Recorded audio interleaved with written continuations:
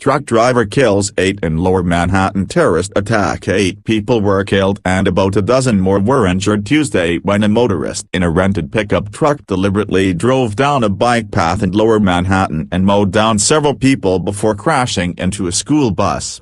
Officials said it was a terrorist attack, the deadliest in New York City since September 11, 2001.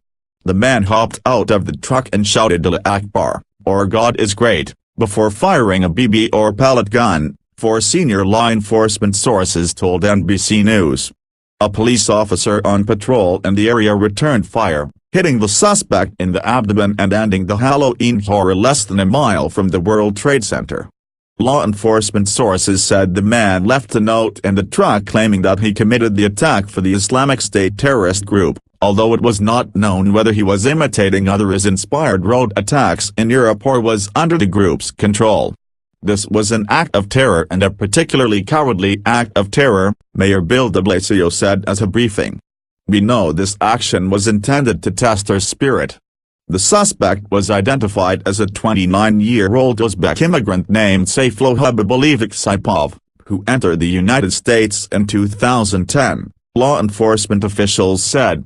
While police rushed the wounded suspect to Bellevue Hospital, 6 of the victims, all men, were pronounced dead at the scene, and 2 more died later, Police Commissioner James O'Neill said.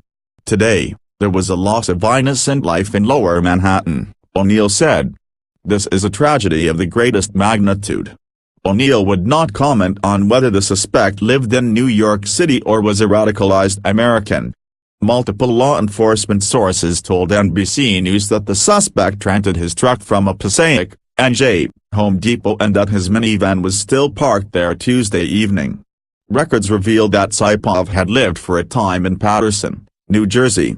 The weapons investigators recovered turned out to be a pellet gun and a paintball gun.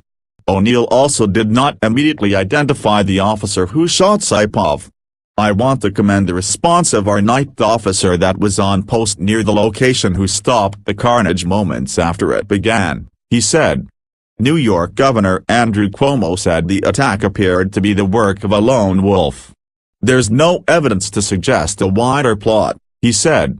Argentina's Foreign Affairs Minister said 5 of the victims were Argentine, and the group had been celebrating the 30th anniversary of a school graduation.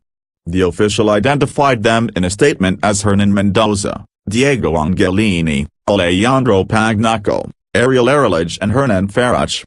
Belgium's Foreign Affairs Ministry said one of the victims was a national of that country.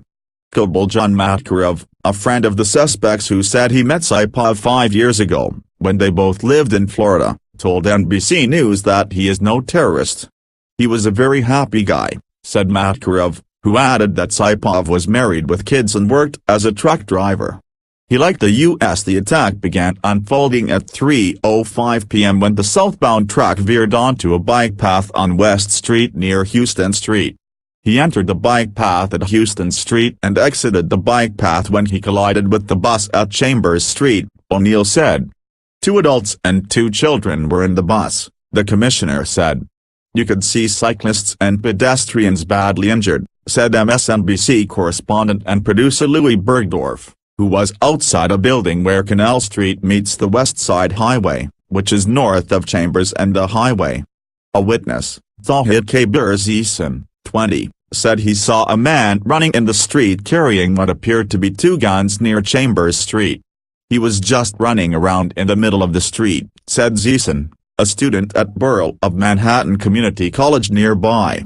I heard 5 to 6 gunshots, and then when the gunshots were happening, I didn't see what happened on the road because I was scared. When he looked up again, Zisan said, I saw the guy that had the 2 guns on the ground. 3 or 4 officers were holding him down. Initially, the incident was reported as a shooting near Chambers Street and the West Side Highway, which is near Public School 89.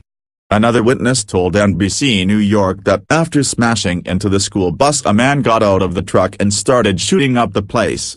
All the kids were in the courtyard of PS 89 and started running, another witness said. He said he went to the struck school bus and saw that one side was caved in, with one girl struck above a wheel well and 2 other children trapped by a window.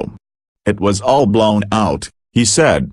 In Washington, White House officials said President Donald Trump was receiving ongoing briefings about the attack in his hometown. "Our thoughts and prayers are with the victims of today's terrorist attack in New York City and their families," Trump said in a statement. "My administration will provide its full support to the New York City Police Department, including through a joint investigation with the Federal Bureau of Investigation. We offer our thanks to the first responders who stopped the suspect and rendered immediate aid to the victims of this cowardly attack." As detectives continued to gather evidence and extra police were dispatched to protect the thousands of revelers at the Halloween parade in Greenwich Village, the wrecked pickup sat surrounded by yellow police tape with its hazard lights blinking.